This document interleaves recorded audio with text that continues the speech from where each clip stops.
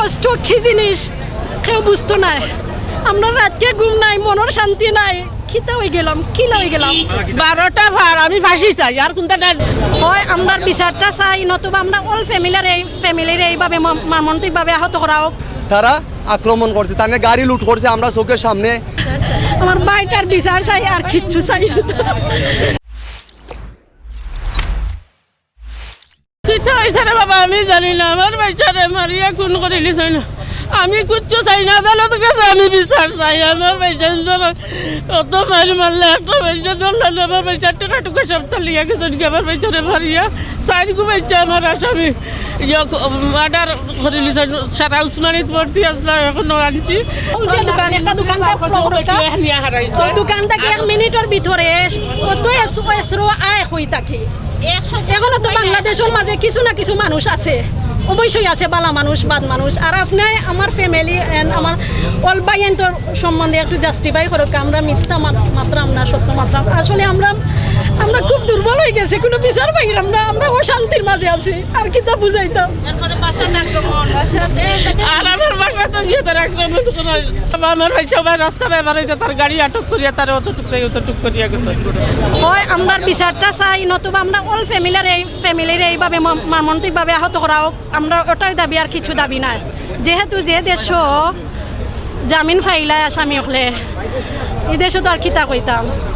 কিছু মানুষ তো এখনো আছে, কিছু না মানুষ এখনো ভালো মানুষ আছে, সাদা মনের মানুষ আছে। আপনার কাছে বিচার চাইলাম, একটা ভিক্ষা চাইলাম আপনার কাছে, আর কিচ্ছু না। আপনারা কাছে আমি আবার অনুরোধ করে কইরাম, হাত জোরে করে কইরাম, আমার বাইট প্রতিষ্ঠিত লোকা, নতুবা আমরা অল ফ্যামিলির মানে আহত করি লোকা, নাইলে যে সাতা করুকা।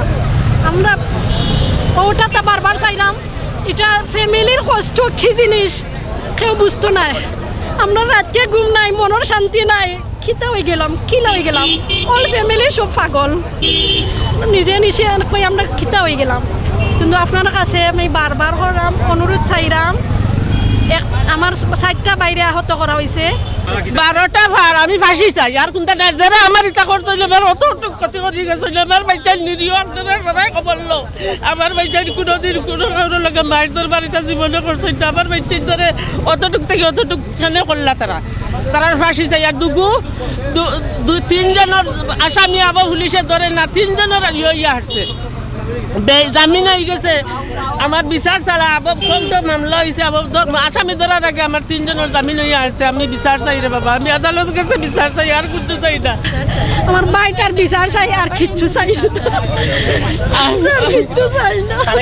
ঘটনাটা শুরু হয়েছে আমার সাহেদ ভাই ওইদিকে তান গাড়ি লিয়া তাইনে বাড়তি বাড়ে আইরা, দুইও পাশে গাড়ি তারা অ্যাটাক কইরা রাখিয়া তানের সাথে তর্কতে জড়াইয়া অতর্কিতভাবে এখানে মাঝে কোনো শাহেদ ভাইয়ের কোনো ভূমিকা এরকম নাই যে তাদের সাথে কোনো আক্রমণাত্মক কোনো ভূমিকা নাই। তারা ইচ্ছা কইরা তারা আক্রমণাত্মক বানাইয়া তারা আরও তারার সংজ্ঞা ফঙ্গরে লইয়া তারা যে সিএনজি ড্রাইভার এটা মিল্লা লইয়া তারা আক্রমণ করছে, তাদের গাড়ি লুট করছে। আমরা চোখের সামনে গাড়ি লুট করছে, গাড়ির মাঝে আমরা শুনছি টাকা পয়সা আসিল। তারা এরপরে তারা বাইরে 3-4টা বাইরে তারা মারছে। এটা আমি তো একলা না, আরও বহুত মানুষে দেখছে। আর এরা কি ধরনের মানুষ, এরা এলডিং খেলার সাথে জড়িত, তারা এমন কোনো খারাপ কাজের সাথে জড়িত না নাই। তারা এই বালুচর পয়েন্টের মধ্যে তারা এমন ঘটনা ঘটায়, আজকে থেকে ঘটনা নাই, এগুলা বহুত পুরানা ঘটনা। আমরা অনেক সময় অনেক বড় বড় নেতা হলতে আমরা ফোন দেওয়া এটা অবগত করে আসি, এটা প্রমাণ আছে। আমার হোয়াটসঅ্যাপের মধ্যে মেসেজ আছে, আমি পাঠাইছি যে এই ছেলেগুলার যন্ত্রণা, এই এলাকার মানুষ মানে শান্তিতে নাই। 12 তারিখে সন্ত্রাসী হামলায় আহত তারেক আহমদের খালাতো ভাই আমি, যারা আমার বাইরে আহত করছে, আমরা আইন প্রশাসনের কাছে বিচার চাই। আর এরা আজকালকের তারা সন্ত্রাসী নাই, তারা দীর্ঘদিন যাবৎ এই বালুচর পয়েন্টে সাধারণ মানুষের নিরাপত্তা নাই।